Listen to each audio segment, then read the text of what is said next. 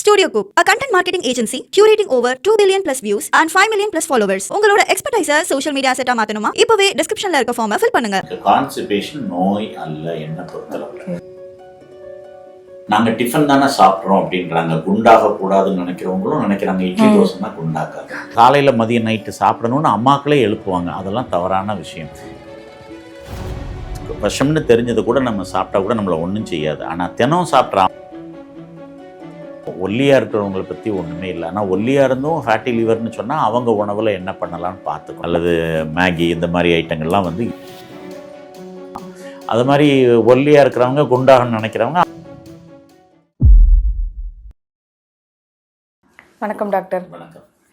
முதல் கேள்வியே எனக்கு இன்னைக்கு என்ன அப்படின்னு பார்த்தீங்கன்னா, இத்தனை வருஷமாக நீங்கள் வந்து ப்ராக்டிஸ் பண்ணிட்டு வரீங்க. இதில் எந்த ஜென்ரேஷன் ரொம்ப ஹெல்த்தியாக இருக்காங்க? இப்போ இருக்க ஜென்ரேஷன் வந்து ரொம்ப ஹெல்த்தியாக இருக்காங்களா, இல்லை இதுக்கு முன்னாடி இருந்த ஜென்ரேஷன் வந்து ஹெல்த்தியாக இருந்தாங்களா அப்படின்ற ஒரு கேள்வி இருக்குது. ஏன்னா நிறைய வந்து வீடியோஸ் பார்க்க முடியுது, நிறைய வந்து ஹெல்த் கான்ஷியஸாக இருக்காங்க அப்படின்ற ஒரு பேச்சு இருக்குது. பட் யார் ஹெல்த்தியாக இருந்தாங்க? உங்ககிட்ட வர பேஷண்ட்ஸாக இருக்கட்டும், இல்லை நீங்கள் பார்க்க வரைக்கும் எந்த ஜென்ரேஷன் ஒரு ஹெல்த்தியான லைஃப் ஸ்டைலை இப்போ ரன் பண்ணிகிட்டு இருக்காங்க? இப்போ இருக்க ஜென்சியை நம்ம பாராட்டத்தான் செய்யணும். அவங்க கொஞ்சம் வெக்கப்படுறாங்க. அட்லீஸ்ட் ஒபீஸாக இருந்தாங்க. இது நான் குறைக்கணும் அப்படிங்கிற ஒரு எஃபர்ட் அவங்ககிட்ட இருக்குது. Early they hit the gym. Okay. ஏர்லியாக அது ஒரு ஜிம்முக்கு போகிற ஒரு கல்ச்சரும் இப்போ பரவிட்டு இருக்கிறதுனால இவங்க பெட்டர் ஆப்டன்னு நினைக்கிறேன். அப்புறம் ரெண்டாவது பொருளாதாரமும் பார்த்தீங்கன்னா அந்த காலத்தை விட இந்த காலத்து பசங்க என்னதான் இருந்தாலும் அம்மா அப்பா கொஞ்சம் சம்பாதிக்கிற இடத்துல இருக்கிறாங்க. வறுமையை விட்டு வெளியில் வந்து ஒரு சமுதாயமாகவே இருக்குது, பார்க்க முடியுது. ஸோ நம்ம பார்க்குறதெல்லாம் ப்ரைவேட் ப்ராக்டிஸில் பார்க்கும்போது ஸோ இந்த ஜெனரேஷன் கொஞ்சம் இன்னும் சொல்லப்போனால் கேம்ஸ்லாம் ரொம்ப அதிகமாக ஸ்போர்ட்ஸில் ஆர்வமுள்ள ஒரு தலைமுறை வர ஆரம்பிச்சிருக்கு. ஸோ அவங்களுக்கு பேஷனே கூட இப்போ ஸ்போர்ட்ஸ்னு சொல்கிற அளவுக்கு ஓடுறாங்க, ஸ்விம்மிங்கிறாங்க, சைக்கிளிங்கிறாங்க. இன்னும் இந்த 24 hours கேமிங் ஃப்ளோர்லாம் வந்ததுக்கப்புறம் பேட்மிண்டனுக்கு குரூப்பாக போகிறது, நைட்டில் போய் ஸ்போர்ட்ஸ் ஏதோ ஒன்று ஆக்டிவிட்டியாக இருக்கலாம்னு நினைக்கிறது வந்து உண்மையிலே பாராட்டத்தக்கது தான். Okay okay doctor. இப்போது இந்த ஜெனரேஷனில் அதிகமாக இப்போ வந்து மெடிக்கல் டேர்ம்ஸ் வந்து பொதுமக்களுக்கு தெரிய வருது. நிறைய வந்து ADHD பற்றி தெரிஞ்சதாக இருக்கட்டும், இல்லைனா வந்து கான்ஸ்டிபேஷன் பற்றி அதிகமாக ஓப்பனாக பேசுகிறாங்க. ஸோ எல்லாமே அப்படி ஓப்பனாக பேசும்போது 2 விஷயம் அதிகமாக பார்க்கப்படுது டாக்டர். ஒன்று வந்து கான்ஸ்டிபேஷன். யார் இடத்தாலும் வந்து அதிகமாக எல்லாருக்குமே கான்ஸ்டிபேஷன் இருக்குது, 5ல் 4 பேருக்கு அந்த ஒரு இஷ்யூ இருக்குது அப்படின்றதா இருக்கட்டும், இல்லைனா ஃபேட்டி லிவர் பேஸ் பண்ணி இருக்கிற விஷயங்களாக இருக்கட்டும். ஸோ இது 2மே அதிகப்படியாக பேசப்பட்டுட்டு வருது. இது 2த்துக்கும் கனெக்ஷன் இருக்கா? எப்படி வந்து எனக்கு வந்து கான்ஸ்டிபேஷன் இருக்குது இல்லை வந்து ஃபேட்டி லிவராக இருக்குமோ அப்படின்ற ஒரு ஸ்டார்டிங் சிம்டம்ஸ் எப்படி வந்து தெரிய வரும், அதை பற்றி எப்படி நினைக்கிறேன்? கான்ஸ்டிபேஷனுங்கிறது என்னை பொறுத்தளவில் ஒரு நோய்ங்கிறது எல்லா முயற்சியும் பண்ணிட்டேன் அப்பவும் எனக்கு மலர்ச்சிக்கல் இருக்குது அப்படின்னா தான் கான்ஸ்டிபேஷன் சொல்லுவேன். பொதுவாக அது ஒரு உணவு பழக்கத்தில் வந்த ஒரு கேடுன்னு சொல்லலாம். ஆமாம், அது வந்து உணவை ஒழுங்காக கையாளுற வீடுகளில் இது வரவே வரக்கூடாது. ஆமாம், ஒவ்வொரு வேளை உணவு இப்போ பார்த்தீங்கன்னா பெரும்பாலும் எல்லாரும் 5 ஸ்டார் ஹோட்டல்ஸ்க்கோ இல்லை ஹோட்டல்லையோ இல்லை பஃபே சாப்பிடாதவங்க யாரும் இருக்க மாட்டாங்க. அப்போ பஃபேல மட்டும் எல்லாரும் என்ன பண்ணுறாங்க, அங்கே போய் ஒரு தக்காளியோ வெள்ளரிக்காவையோ ஒரு வெங்காயத்தையோ இல்லைன்னா ஒரு சாலட் ஐட்டம் கண்டிப்பாக சாப்பிட்றத பார்க்குறோம். வீட்டில் அது ஆப்சண்ட். நட்ஸ் அண்ட் ட்ரை ஃப்ரூட்ஸும் வீட்டில் டேபிள் ஆப்சண்ட். ஸோ நல்ல ஹெல்த்தியான உணவோட ஒரு தலைமுறை வளரணும்னா பெற்றோர்கள் முதல்ல ஒரு சின்ன குழந்தையிலேருந்து பெற்றோர்கள் அவங்களுக்கு தேவையானதை டேபிளில் எடுத்து வச்சு சாப்பிட்ற அளவுக்கு அதில் ஒரு பிளேட் ட்ரை ஃப்ரூட்ஸ், ஒரு பிளேட்டு நட்ஸு, இன்னொரு பிளேட்டில் கட் வெஜிடபிள்ஸ், அப்புறம் அதுலேயே கட் ஃப்ரூட்ஸ் பாதி, இதை ரெடி பண்ணி வச்சுட்டு தான் இட்லியோ காலையில் டிஃபனோ இட்லி தோசையோ அல்லது மதியம் சாப்பாடோ நைட்லேயோ காய்கறிகளை விட போடுனா ஒரு டிஃபனை தான் வச்சுக்கணும். நாங்கள் டிஃபன் தானே சாப்பிட்றோம் அப்படின்றாங்க. குண்டாக கூடாதுன்னு நினைக்கிறவங்களும் நினைக்கிறாங்க இட்லி தோசை தான் குண்டாக்காது. உண்மை என்னன்னு பார்த்தோன்னா ஒரு பச்சரிசின்னு நம்ம அரிசி உண்டு. அந்த அது வந்து ஒரே ஒரு தடவை தான் ரைஸ் மில்லில் வேக வச்சு நமக்கு வரும். புழுங்கல் அரிசின்னு சொல்லக்கூடியது அவங்களும் வேக வைப்பாங்க, நம்மளும் வீட்டில் வேக வைப்போம். 2 தடவை வேக வச்சு வர்ற அரிசி. இதையே மாவாக்குனா டைஜஸ்ட் பண்ணதுக்கு வந்து உடல் கஷ்டப்படவே செய்யாது. போட்ட உடனே அந்த மாவை அப்படியே அப்சார்ப் பண்ணுற கெப்பாசிட்டி கிளைசமிக் இண்டெக்ஸுமோ அது வந்து இட்லி தோசையில் அதிகம். இப்போ இட்லி ஒரு பக்கத்தில் மாவா வேக வச்சு சாப்பிட்ற ஒரு ஹெல்த்தியான ஃபுட்டுன்னா அது கூட பொடி வச்சு சாப்பிட்டா அதனுடைய எஃபெக்ட் போச்சு. ஓகே. அதே இது தோசையை எடுத்துக்கிட்டிங்கன்னா கல் தோசை ஒன்றும் இல்லை, ரவா தோசை தப்பு கிடையாது. ஓகே. அந்த தோசையே எண்ணெயில வச்சு நைட் சாப்பாடை சாப்பிட்றது அவ்வளவு கேடு. ம். அதுல நீங்க பொடியை வச்சு சாப்பிட்டா இன்னும் எருக்களிப்பு வரும். ஓகே. இது தவிர நீங்க காய்கறி பழங்கள் எல்லாமே நைட்லயும் சாப்பிடக்கூடாது. எல்லா வேளை உணவுலையும் வெஜிடபிள்ஸ், ஃப்ரூட்ஸு, நட்ஸு இதுகளோட சாப்பிட்றது மாதிரி எதுவுமே இருக்காது. இந்த மாதிரி வீடுகளில் தண்ணி குடிக்கிறதும் நம்ம தெரிஞ்சு வச்சுக்கணும். ஒரு நாளைக்கு எவ்வளவு குடிக்கலாங்கிறது பல்வேறு இப்போ வீடியோவில் பார்த்தா ஒவ்வொரு டாக்டர் இருந்தார், ஒரு டாக்டர் இருந்தார். பேசிக்ஸ் புரிஞ்சிக்க வேண்டியது நம்ம 1.5 லிட்டர் நீர் நம்ம உடல்ல இருந்து வெளியில ஏற்றிடும் நம்மளுடைய கிட்னி. அதனால நம்ம ஒரு 2 லிட்டர் தண்ணி குடிக்கிறது அவசியம். ஆர்டினரி டேஸில் இந்த மாதிரி வெப்பலை வீசுகிற நாட்களில் வீட்டில் இருக்கவங்க கூட 3 லிட்டர் தண்ணி குடிக்கலாம். அதனால காலையில் 6 மணிக்கு எந்திரிச்சதும் 1 லிட்டர் நீர்மோர், சாயந்தரம் 1 லிட்டர் நீர்மோர் 2 உப்போட குடிக்கிறது இந்த கிளைமேட்டுக்கு எல்லாருக்கும் நல்லது. இந்த வெப்பம் நம்ம 4 மாதம் கடுமையான வெப்ப சூழ்நிலை இருக்கிறதுனால. அப்போ அந்த கட்டத்தை தவிர மற்ற குளிர்காலங்கள், மழை நாட்கள் இல்லை ஒரு சாதாரணமாக வெயில் அடிக்கிற நாட்களில் நமக்கு 2 லிட்டர் தண்ணி போதும். வெயில் நேரத்தில் 3 லிட்டர் வேணும். அதில் வெயில் நேரத்தில் 2 உப்போட தண்ணி குடிக்கிறது. ஸோ தண்ணி, காய், பழம் இதுதான் உணவில் நம்ம செய்ய வேண்டிய விஷயம். கான்ஸ்டிபேஷன் நோய் அல்ல என்ன பொறுத்தளவில். சிலருக்கு குடல் அசைவுல ஃபால்ட் இருக்கலாம், குதத்துல மசில் புல் பண்றதுக்கு வாய்ப்பு இல்லாமல் இருக்கலாம். சில அனாட்டமிக்கல் ப்ராப்ளம் இருக்கிறவங்களுக்கு வேணும்னா கான்ஸ்டிபேஷனுக்கு ட்ரீட் பண்ணணும் அப்படிங்கிற மாதிரி இருக்கும். அப்போ அவங்கெல்லாம் டாக்டர்கிட்ட போனாங்கன்னா அவங்க மசில் ஸ்ட்ரென்த்து, மசில் மூவ்மெண்ட்ஸ் அதெல்லாம் இன்னைக்கு நிறைய டெஸ்ட் இருக்குது. கான்ஸ்டிபேஷன் ரூல் அவுட் பண்ண அதை பண்ணிட்டு அதுக்கப்புறம் அது ஒன்றும் இல்லைன்னா நீங்கள் தண்ணி காய்ப்பழம். அதனால பொதுவாக போய் டெஸ்ட்லாம் பண்ணிட்டு தண்ணி காய்ப்பழம் சாப்பிட்றதுக்கு பதிலாக நீங்கள் தண்ணி காய்ப்பழத்தை ஒழுங்காக ரெகுலராக 3 வேளை உணவுலையும் எடுத்துட்டு, இன்னும் சொல்ல போனால் 11:30 மணிக்கும் ஒரு வெஜிடபிள் ஃப்ரூட்ஸ், கட் ஃப்ரூட்ஸ் நிறைய ஜூஸ் குடிக்கிறாங்க. பட் அதை பழமாக சாப்பிட்றது தான் நல்லது. ஒரு ஆஃபீஸாக இருக்குன்னா போய் 5 பேர் ஜூஸ் குடிக்கிறதுக்கு ஒரு 2 கிலோ பழத்தை வாங்கிட்டு வந்து எல்லாரும் அந்த நேரத்தில் கட் பண்ணி தர சொல்லி, அவங்க ஆஃபீஸ் ஸ்டாஃப்ஸை கட் பண்ணி தர சொல்லி சாப்பிடலாம். நான் சில நேரங்களில் பேங்க்ல போகிறேன், பேங்க்ல இப்போ சூப் தர்றாங்க, டீ காஃபியை கட் பண்ணிட்டு. ஸோ அவங்களும் ஹெல்த்தியாக ஒரு ஃப்ரூட்ஸ் அண்ட் வெஜிடபிள்ஸ் அவங்க காசு போட்டு கூட அந்த நேரத்தில் 11:30 மணிக்கு கட் பண்ணி சாப்பிட்றது நல்லது. அப்புறம் 4:30க்கும் ஒரு பல்சஸ், நமக்கு ப்ரோட்டீன் இல்லைன்றோம். காஃபி, டீ கூட ஒரு சுண்டல், பருப்பு, மக்காச்சோளம் வேக வச்சது, இந்த மாதிரி வேர்க்கடலை, இந்த மாதிரி ஐட்டங்களை சாப்பிட்டீங்கன்னா இதுகளும் மலம் நிலைக்கு தான். ஸோ இந்த மாதிரி சாப்பிட்றவங்களுக்கு வாழ்நாள் பூரா கான்ஸ்டிபேஷன் ஒன்று வர்றதுக்கு வாய்ப்பே இல்லை. சமீபத்தில் நான் போன கல்யாண வீடுகளில் காய்கறியே இல்லாத மோர் சாதம், தயிர் சாதம், ரசம் சாதம்னு கொடுக்குறாங்க. எனக்கு கொஞ்சம் போது கண்ணுக்கு காட்டுவாங்க, ஒரு கரண்டி வச்சு எடுப்பாங்க, விவசாயம் என்னன்னு வாயில வச்சு பார்த்துட்டு தான் இருக்கும். அதை கூட இப்போ தவிர்க்கிறாங்கிறத பார்க்குறேன். ஸோ இதெல்லாம் தவறான விஷயங்கள். காய்கறிகள் இல்லாத உணவே இருக்கக்கூடாது. அதுதான் கான்ஸ்டிபேஷன். ஃபேட்டி லிவர்ங்கிறது உடல் பருமன் சம்மந்தப்பட்டது. அதில் என்ன நடக்கும்னா கொழுப்பு அளவுக்கு அதிகமாக கொழுப்பு போய் படரும்.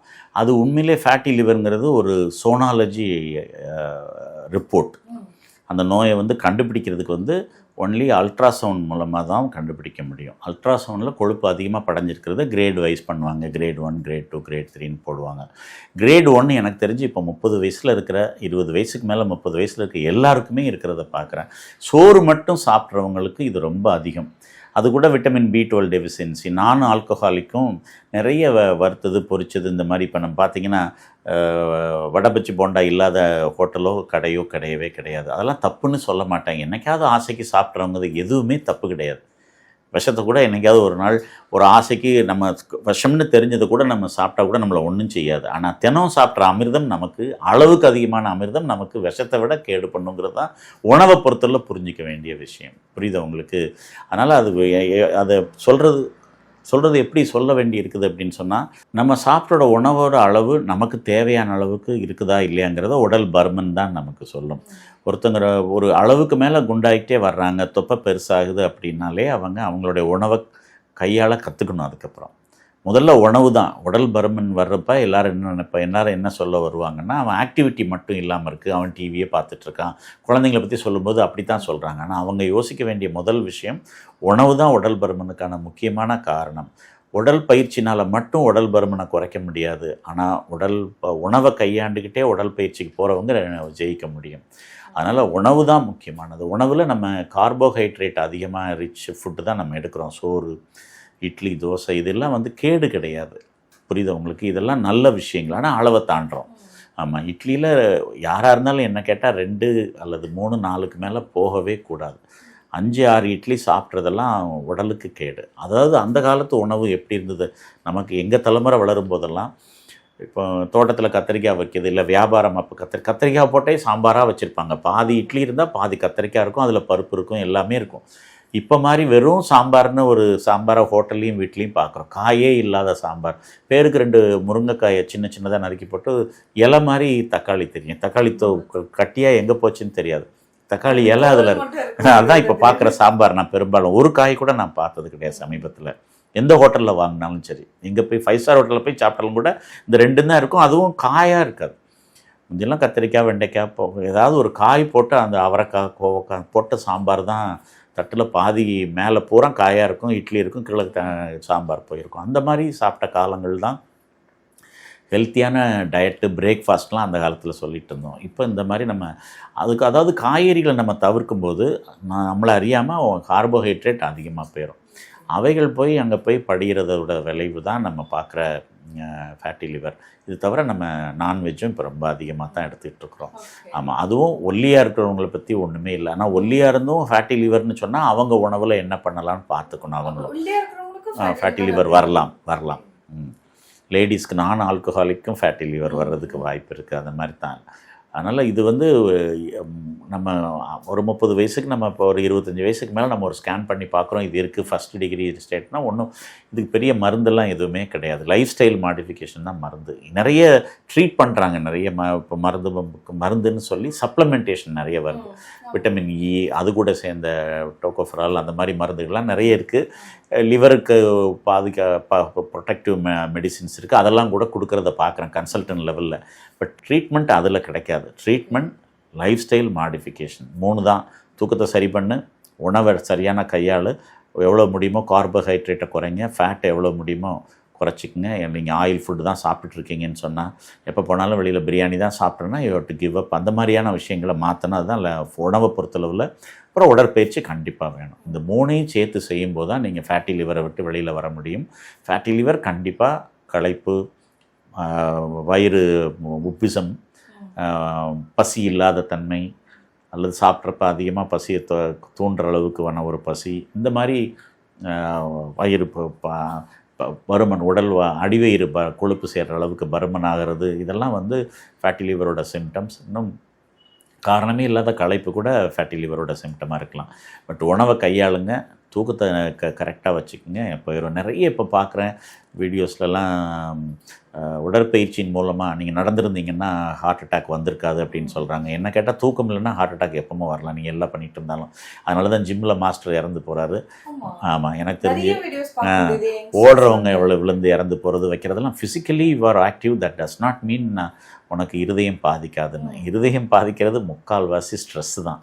How life you take it, அது ரொம்ப முக்கியம். Financially how you manage, that is also very important. இப்போ இருக்க ஜென்ரேஷன் வந்து தூக்கம்ன்றதே வந்து அதிகமாக பார்க்க முடியதில்லை. தூங்குற டைம்ன்றதே ஒரு மிட் நைட் தாண்டி தான் தூங்குறாங்க. ஜென்ரலாகவே டெய்லி தூங்குறதே அந்த டைமாக தான் இருக்குது. ஸோ இப்போ இவ்வளோ ஒரு ஜென்ரேஷன் மாற ஒரு விஷயங்கள் மாற எல்லாமே மாறிட்டு வருது. நம்மளோட பிரேக்ஃபாஸ்ட் மாறிட்டு வந்துச்சு, நம்மளோட சாப்பிட்ற விதங்கள் மாறிச்சு, நம்ம வெளியில போய் சாப்பிட்றது அதிகமாக இருக்கும்போது இந்த தூக்கம் ஒரு ஓகேப்பா ஒரு கிரேஸ் டைம் மாதிரி இந்த டைம்குள்ள தூங்கிடுங்க அப்படின்னா கொஞ்சம் தூக்குற டைமை வந்து கொஞ்சம் மாற்றி அந்த மாதிரி அமைக்க முடியுமா? ஏன்னா நிறைய பேர் சொல்றது ஒரு 9 o'clockலாம் தூங்கிடுங்க, இல்லை ஒரு 8லேருந்து 9க்குள்ள தூங்க பாருங்க அப்படின்ற மாதிரி நிறைய பேர் சொல்றாங்க. ஆனால் அது முடியலையே, ஆஃபீஸ் முடிச்சு போகவே லேட் ஆகுதுன்னு போது இந்த டைம்குள்ள தூங்கிடலாம் அப்படின்னா என்ன டைம் சொல்லலாம்? இல்லை, எனக்கு தெரிஞ்சு நீங்கள் 10:30 சுவிட்ச் off the gadgets and make your room dark. Pitch டார்க்கில் தான் தூக்கம் வரும். 11 o'clock to 5 o'clock or 6 o'clock 7 to 8 hours தூக்கம் மஸ்ட். 12 o'clock முழிச்சிருக்கிறதெல்லாம் ரொம்ப தப்பான விஷயம்னா க்ரோனாலஜிக்கல் கிளாக் சொல்கிற விஷயம் இல்லை. நான் ஷிஃப்ட்டில் போகிறேன், நீங்கள் சொல்லதெல்லாம் நடக்கிற விஷயம் இல்லையா? 24 மணி நேரத்தை 3ஆக பிரிச்சுக்குங்க. 8 மணி நேரம், அதில் 7 மணி நேரம் தூக்கத்தை உங்கள் வேலையை முடிச்சுட்டு வந்தோடனே வச்சுக்கோங்க. வேலைக்கு போகிறப்ப பிரேக்ஃபாஸ்ட்டு, வேலையில் லஞ்சு, வேலையில் முடிச்சு வந்தால் டின்னர், அது எந்த நேரம் வந்தாலும் சரி. வந்த உடனே 7 மணி நேரம் தூக்கம். இதை நீங்கள் சரியாக வச்சுக்கிட்டீங்கன்னா எந்த ஷிஃப்ட்லையும் எத்தனை வருஷமும் வேலை பார்க்கலாம். ஆமாம், அதை நீங்கள் தூக்கத்துக்கு 7 ஹவர்ஸ் தூங்கணும். இல்லை என்னால் கண்டினியூஸாக தூங்க முடியல, 4 ஹவர்ஸ் தூங்குறேன், எந்திக்கிறேன், ஒரு 1 ஹவர் நான் திரும்ப ரிலாக்ஸ் பண்ணுறேன், திரும்ப படுத்து தூங்க பார்க்கணும்.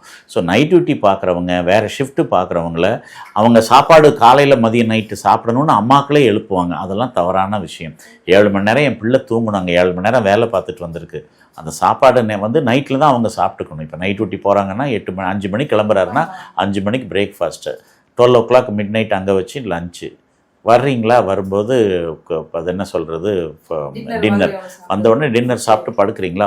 நான் பகலில் நான் அன்யூஷுவலாக நம்ம எந்திக்கிறோம் எல்லோரும் இருக்கும்போது ஏதாவது குடிச்சிக்குங்க, சாப்பிட்டுக்குங்க, ஃப்ரூட்ஸ் சாப்பிட்டுக்குங்க, தண்ணீர் குடிங்க. ஆனால் பல்க் மீலை நான் பகலில் திரும்பவும் எடுக்கிறது தேவையில்லை. உடம்பை கன்ஃபியூஸ் பண்ணக்கூடாது. உடம்பு அந்த ரித்தத்துக்கு அடாப்ட் பண்ண வச்சிடும். நீங்கள் ஷிஃப்ட்டு மாறி மாறி வரும் சிலருக்கு, காலையில் ஒரு ஷிஃப்ட்டு, மதியம் அவங்க அந்தந்த ஷிஃப்ட்டுக்கு 7 மணி நேரம் போகிறதுக்கு அவங்களே ஒரு என்ன கேட்டால் சார்ட்டே வீட்டில் போட்டணும், கண்ணில் படுற மாதிரி. நான் 7 மணிக்கு 5 மணிக்கு எந்திக்கணும். நான் இப்போ 2வது ஷிஃப்ட் போகிறாங்கன்னு வச்சிங்களேன், அவங்க 2 மணிக்கு வீட்டை விட்டு வெளியில் போகிறதா இருக்குன்னா அவங்க ஒரு 11 மணிக்கு தூக்கத்தை விட்டு எந்திக்கிறவங்களா இருக்கணும். அந்த 11 o'clock wake up time, 1 hour exercise, 1 hour வேணால் நியூஸ் பேப்பர் படிக்கிறேன், ஏதாவது காலையில் ஏதோ இப்போ செய்திகளை தெரிஞ்சிட்டு வெளியில் போகணுன்னு. அப்புறம் அடுத்த ஒரு 1/2 மணி நேரம் பேதிங் டைம், குளிச்சுட்டு ட்ரெஸ் பண்ணுற நேரம், அடுத்த 1/2 மணி நேரத்தில் நான் வெளியில் போயிடுவேன். அதில் சாப்பாட்டு நேரம், பிரேக்ஃபாஸ்ட்டு, அதுலேருந்து 6 hours கழித்து சாப்பாடு, அதுலேருந்து 6 hours கழித்து அவங்க டின்னர், வீட்டுக்கு வந்தது டின்னரை சாப்பிட்டு படுக்கிற மாதிரி வச்சுக்கணும். அதை அவங்க வீட்டில் எல்லோரும் எஜுகேட் ஆகணும். இன்னும் அஃபோர்டபுள் இருக்கிறவங்க, சின்ன சின்ன வீடுகளில் இருக்கிறவங்களாம் என்ன கேட்டால், அந்த காலத்து சினிமா டூரிங் டாக்கீஸில் என்ன பண்ணுவாங்கன்னா, பிச் டார்க் ஆக்கிறதுக்காக ரூமில் ஸ்க்ரீன்லாம் போட்டு அதெல்லாம், அந்த மாதிரி உன் ரூமை சவுண்டு ப்ரூஃப், லைட் ப்ரூஃபாக பண்ணிக்கிங்க. எந்த நேரம் வந்தாலும், வெளியில் இடியே விழுந்தாலும் உங்கள் ரூமில் சத்தமே வராத அளவுக்குலாம் சின்ன சத்தம் பக்கத்து வீட்டில் கேட்டு எந்திரிச்சிக்கிட்டு இருப்பாங்க. அவங்களாம் அதுக்கு செலவழிச்சிக்க வேண்டியதுதான். அந்த மாதிரி தூங்குனாங்கன்னா அவங்க எவ்வளோ நாள் எந்த டியூட்டி பார்த்தாலும் இப்போ அவங்களுக்கு இரிட்டபிலிட்டியோ அல்லது அந்த தூக்கமின்மையினால் வரக்கூடிய பாதிப்பு எதுவுமே வராது. ஸோ நிறைய பேர் வந்து நைட் ஷிஃப்ட் போகிறாங்க, ஒரு வாரத்துக்கு ஒரு முறை ஷிஃப்ட் மாறி போகிறாங்க போது இந்த ஒரு விஷயங்கள் வந்து கண்டிப்பாக அவங்களுக்கு யூஸ்ஃபுல்லாக இருக்கும். இன்னொன்று நம்மளோட ஃபுட் வைஸே நிறைய மாறி இருக்கு டாக்டர். முக்கியமாக பிரேக்ஃபாஸ்ட் அப்படின்னு பார்க்கும்போது முன்னாடியே இருந்தது எல்லாமே உப்புமா, இட்லி, தோசை அந்த இதுவில் இருக்கும், பொங்கல் இருந்துச்சு. இப்போ நிறைய வந்துட்டே இருக்குது. அது வந்து சாக்கோஸ்ன்னு சொல்லிட்டு ஒன்று வருது, இல்லைனா வந்து வெறும் மில்க் இல்லை ஃப்ரூட் மட்டும் எடுத்துக்கிறேன், டேட்ஸ் மட்டும் எடுத்துக்கிறேன், அந்த மாதிரி இருக்குது. இப்போ இருக்கிற ஜென்ரேஷனுக்கு ஒரு இந்தந்த பிரேக்ஃபாஸ்ட்லாம் கரெக்டாக எடுத்துக்கலாம், இதெல்லாம் எடுத்துக்கலாம், இதை அவாய்ட் பண்ணிக்கலாம்னா என்னெல்லாம் சொல்லுவீங்க? இல்லை, எதுவாக இருந்தாலும் அது வந்து இயற்கையான உணவாக இருந்ததுன்னா தவறு கிடையாது. இப்போ செயற்கைன்னு சொல்கிறது நான் என்ன சொல்லுவேன்னா, நீங்கள் ப்ரீ குக்டு அல்லது பேக்டு அல்ட்ரா ப்ராசஸ்டு ஃபுட்டு எதுவுமே உணவாக எடுத்துக்கிறதுக்கு ஒன்றும் கிடையாது. அது எதுவாக இருந்தாலும் சரி, அதை தவிர்க்க பார்க்கணும். அதில் இனிப்பு இருக்கும், அடிட்டிவ்ஸ் இருக்கும், கலரிங் ஏஜென்ட்ஸ் இருக்கும், குயிக் மீலாக மாற்றுறதுக்குள்ளே ஏதாவது ஒரு கெமிக்கல் இருக்கும், கெட்டு போகாமல் இருக்கிறதுக்கு ஒரு வாரம் வச்சுருந்து சப்பாத்தியெல்லாம் பார்க்குறோம். அதெல்லாம் வந்து அது 1 வீக் கெட்டு போகாமல் இருக்கிறதுக்கு அவன் ஏதோ ஒன்று ஆட் பண்ணால் தான் அது 1 வீக் இருக்க முடியும் பேக்டு ஃபுட். நம்ம வீட்டு சப்பாத்தி 3 நாளைக்கு அப்புறம் காஞ்சி போகுதுன்னா அந்த பேக்கில் வைக்கிறது 10 நாளைக்கு எப்படி வைக்க முடியும்? ஸோ அதையும் நீங்கள் அதுக்கப்புறம் குக் பண்ணி சாப்பிட்ற மாதிரி இருக்கிற எல்லாமே வந்து நீங்கள் கொஞ்சம் அதுகளை தவிர்க்கிறது நல்லது. என்னைக்காவது ஆசைக்கு, அவசரத்துக்கு, முடியாத அன்னைக்கு, இப்போ இது என்ன சொல்கிறது, வெர்மிசல்லி அல்லது மேகி இந்த மாதிரி ஐட்டங்கள்லாம் வந்து என்றைக்கோ ஒரு நாள் சாப்பிட்றதுல தப்பே கிடையாது. ஆசைக்கு எல்லாரையும் போல் அது என்னென்ன வந்திருக்கு, பாஸ்டா இஷ்டாலாம் இருக்குது. என்றைக்காவது ஒரு நாள் எப்போமாவது ஒருக்க அதை சாப்பிட்றது, அது டேஸ்ட் பண்ணி பார்க்குறது, அது வந்து ஏதோ ஒரு ஊரில் அவங்களுடைய உணவு தானே. அது நமக்கு தான் அது வேண்டான்னு நினைக்கிறேன். நம்ம ஊர் பரோட்டாவை மாதிரி தான், பரோட்டா தப்பு தான், பட் என்றைக்காவது ஒரு நாள் சாப்பிட்றதுல தப்பு கிடையாது. தினம் சாப்பிடும்போது தான் அதனுடைய விளைவு அதிகம். ஸோ உணவை பொறுத்தளவு இதுதான். நமக்கு தேவையற்ற உணவுன்னு நம்ம மனசு சொல்கிறதையோ, பத்திரிகைகள் மூலம் படிக்கிறதோ, இல்லை தெளிவாக சொல்கிற விஷயங்களை வந்து எப்போமாவது ஆசைக்கு சாப்பிடக்கூடாதான்னா அது கொலை குற்றம்லாம் ஒன்றும் இல்லை, சாப்பிட்டுக்குங்க, என்ஜாய் பண்ணிக்கோங்க. ஆனால் அதையே ரெகுலராக மாற்றாதீங்க. அதுதான் உணவில் தெரிஞ்சிக்க வேண்டிய விஷயம். அப்புறம் எப்பொழுதுமே வந்து நேச்சுரல் ஃபுட்டில் steamed food always good for stomach. Deep oil fry எல்லாம் நமக்கு உணவுக்கோ நம்ம உடலுக்கோ நல்லது கிடையாது. அதனால் அதை வந்து இன்னும் சொல்லப்போனால் குண்டாக இருக்கவங்க மெலிஞ்சவங்கன்னு பிரிச்சுக்கணும். அது அந்த மாதிரி உணவுகளை பொறுத்தளவில் குண்டாக இருக்கிறவங்க வறுத்தது பொரிச்சதை தவிர்த்துக்கலாம். எதுவாக இருந்தாலும் வேக வச்சு சாப்பிடலாம்.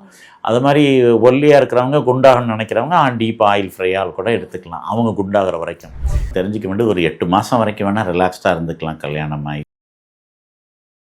வாழைப்பழம் 4 பழம் சாப்பிட்டாலே 40 வயசுக்கு மேலே சக்கரவியாதியோட வர்றவங்கன்னு இருக்காங்க. நிறைய நடிகைகள்லாம் இப்போ திரும்ப வாழ்க்கைக்கு வர்றாங்க. அவங்க வாழ்க்கைக்கு அவங்கள பார்த்தா அப்படி தெரியல. ஆனால் கார்டியாலஜிஸ்ட் எடுத்தால் தான் என் சேஃப்டின்னு நான் நினச்சதை,